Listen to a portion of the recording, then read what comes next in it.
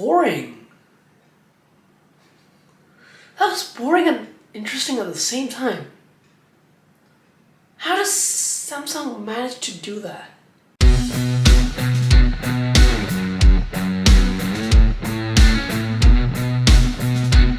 So, there's a lot of things that actually happened in the event, and as I said in the previous video, yes, the leaks were actually very correct and very accurate. Samsung did only come out with the Galaxy Buds 2, the Galaxy Watch 4 series, the Galaxy Z Fold 3 and the Z Flip 3, and that's it. And that felt super boring. It was just like this stretch of Samsung saying that we innovated this and that and this and that. Like, I remember last year, August in 2020, the Galaxy Unpacked event was really good because of how the Note series were actually like presented and the major improvements over the Galaxy Z Fold 2. Like, they were like really good, even though like there was leaks coming out. But surprisingly, I find out that this year it just felt super boring. Mostly because like foldables were starting to get boring or repetitive, or just the fact that Samsung is trying to just be a chump. Mostly because the things that they say are revolutionary are not that revolutionary. Like, for example, they weren't the first person to actually like invent the under-display camera, and not even the first person to implement it on a consumer smartphone, at least.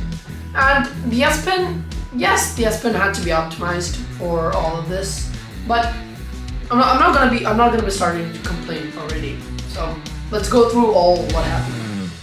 So starting off with the Galaxy Watch 4, Samsung actually like brought in some really good advances, and that was like where I was actually like really impressed. Mostly because like on the sides now it's not a ring, but it's actually very touch sensitive, which means that it actually gives like a really nice design. I really like the design, for being honest. And Tizen OS is finally like merging with Wear OS finally, like what Google actually said in that I/O event that they did like a few months back. And overall, like, it was really good. They talked about like some kind of like, they talked about like measuring the amount of like water in our body and all of that. But like the thing is that it was fine.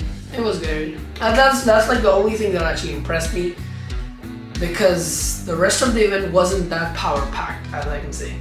So moving on, we've got the Galaxy Z Fold 3. And they spent like a lot of time actually talking about like how they had to like split the digitizer into like 2 even halves.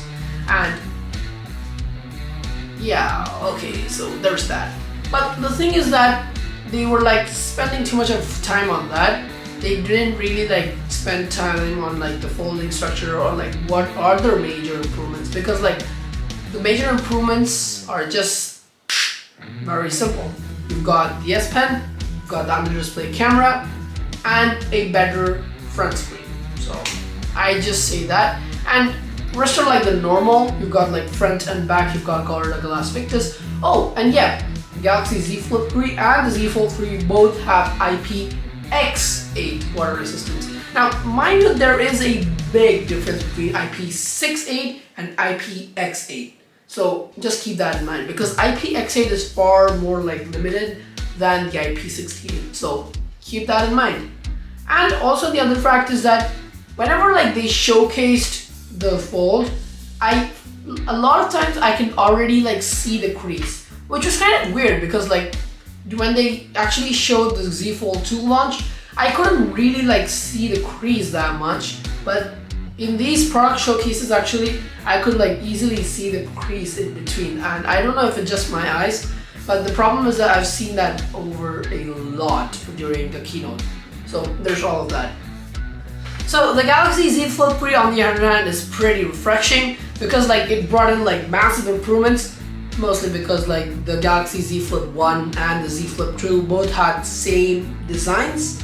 The Z Flip 2 only had extra 5G and a little bit more battery.